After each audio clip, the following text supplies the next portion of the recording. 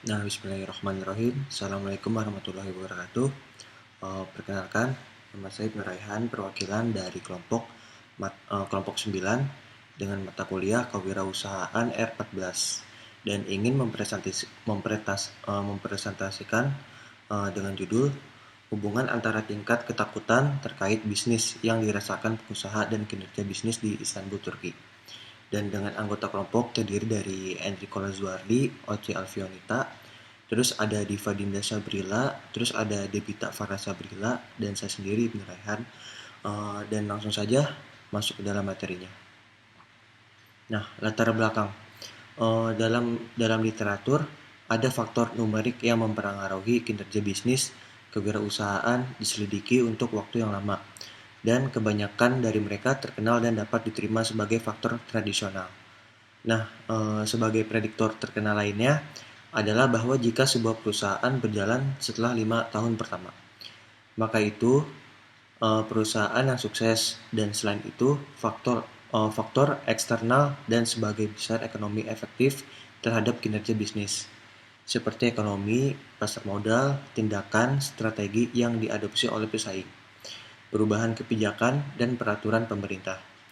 Nah, selain faktor tradisional yang mempengaruhi keberhasilan usaha baru adalah tindakan pengusaha, yaitu keputusan yang mereka buat, strategi yang mereka kembangkan, gaya kepemimpinannya, yaitu proses kognitif yang memainkan peran kunci dalam semua kegiatan ini. Namun, penelitian ini teoritis dan empiris telah tidak konsisten dan terbatas. Penelitian ini kewirausahaan baru-baru ini mulai lebih fokus pada efeknya dari kognisi dan emosi. Nah, interaksi antara emosi ini dan koneksi bersifat timbal balik, sehingga perasaan membentuk pikiran dan pikirannya membentuk perasaan.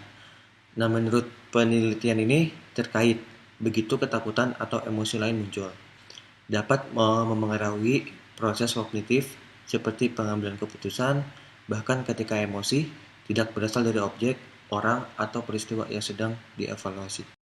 Permasalahan ketakutan dapat didefinisikan sebagai tingkat gairah emosional yang tinggi yang dapat disebabkan oleh persepsi ancaman signifikan dan relevan secara pribadi.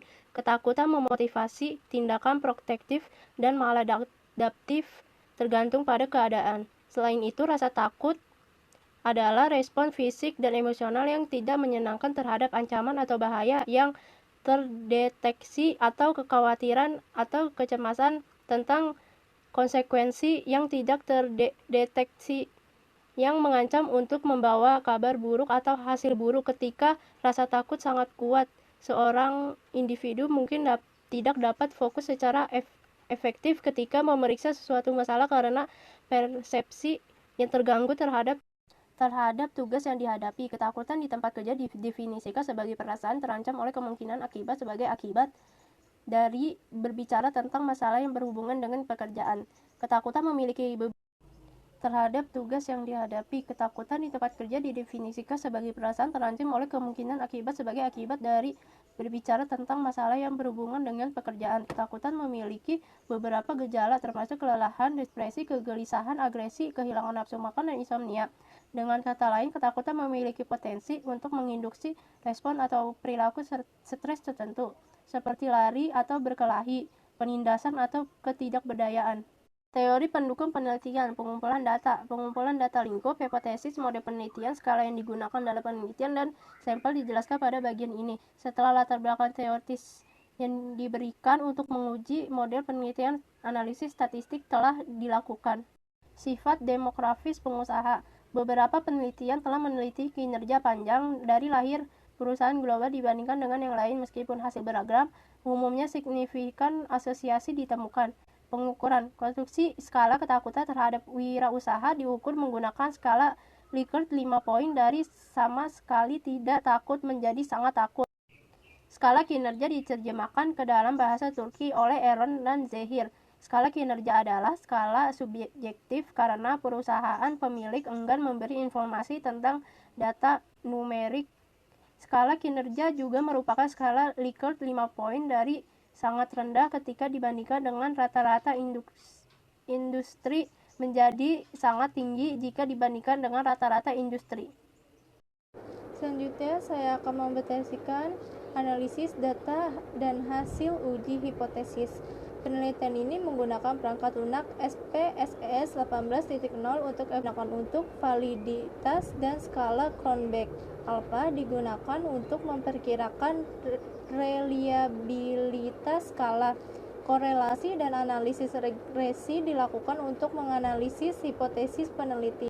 Selanjutnya, analisis faktor variabel ditemukan lebih tinggi dari 0,50 atau R lebih besar dari 0,30. Jadi semua item terjadi dalam analisis faktor. Analisis faktor dengan komponen utama dengan varimax rotasi yang dilakukan untuk mengetahui struktur faktor semua dependent dan independent variabel dianalisis bersamaan. Karena beberapa item di bawah 0,50 atau memiliki kolinearitas dengan lebih dari satu faktor dan beberapa faktor mengandung satu item, dilanjutkan melakukan analisis faktor dengan menghapus item satu per satu sampai tabel ideal, dan benar-benar 6 item dihapus. Sisa item secara alami mengungkapkan 7 faktor, menunjukkan bahwa sampel kami cocok untuk analisis hipotesis.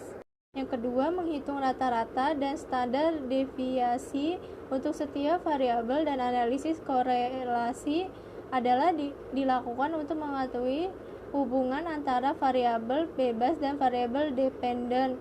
Menurut analisis korelasi dan dari variabel independen, hanya faktor takut masalah hukum berkorelasi dengan dimensi kinerja. Untuk kinerja keuangan, untuk kinerja inovasi, hubungan antara kinerja dan ketakutan akan hukum masalah seperti yang diharapkan negatif, tetapi hubungan antar variabel sedikit kecil. Yang lain dimensi untuk takut pengusaha sebagian besar berkorelasi satu sama lain.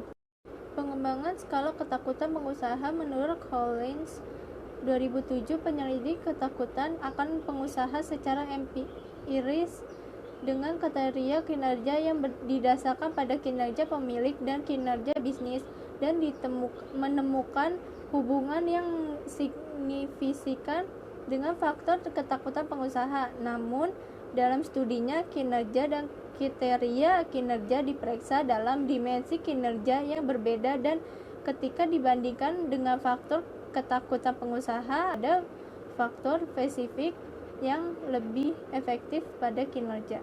Jadi di dalam analisis data dan hipotesis, di sini ada yang namanya analisis regresi.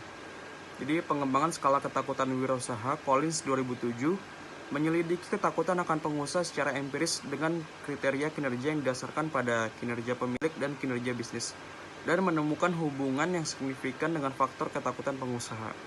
Namun dalam studinya, kinerja dan kriteria kinerja diperiksa di dimensi kinerja yang berbeda, dan ketika dibandingkan dengan faktor ketakutan pengusaha, hasil menunjukkan bahwa tidak ada faktor spesifik yang lebih efektif pada kinerja.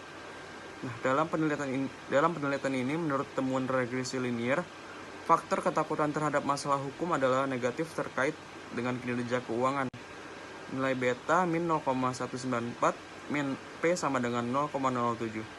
Selain kinerja keuangan, kinerja inovatif, dan ketakutan akan masalah hukum terkait dengan masing-masing lainnya juga.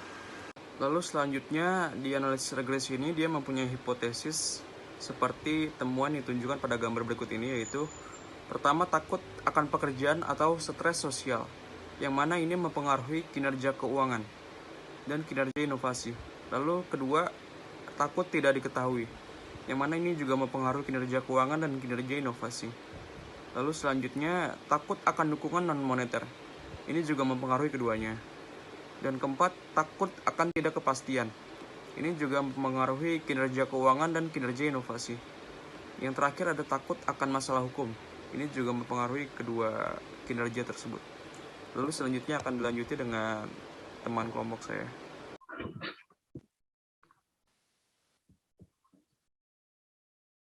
Penelitian ini bertujuan untuk menemukan hubungan antara ketakutan kewirausahaan dan bisnis. Hasil penelitian menyimpulkan bahwa Ada hubungan antara faktor ketakutan akan masalah hukum, finansial, dan inovatif kinerja. Hubungan antara faktor ketakutan dan variabel demografis telah diselidiki, tetapi tidak ada hubungan signifikan yang ditemukan. Keterbatasan dan implikasi. Pemilik bisnis harus lebih sadar dan mau mencari bantuan dari pelatih, mentor, dan konsultan untuk mengatasi ketakutan mereka tentang bisnis. Mentor juga harus memperhatikan intervensi manajemen ketakutan dalam program pelatihan, sehingga pengusaha dapat memiliki pengetahuan yang cukup. Dan terakhir, pengusaha harus didukung oleh pemerintah, karena output negatif secara tidak langsung mempengaruhi keseluruhan sistem ekonomi. Nah, itu aja dari saya dan teman-teman kelompok saya yang sudah menyampaikan presentasinya. Kurang lebihnya mohon maaf. Wassalamualaikum warahmatullahi wabarakatuh.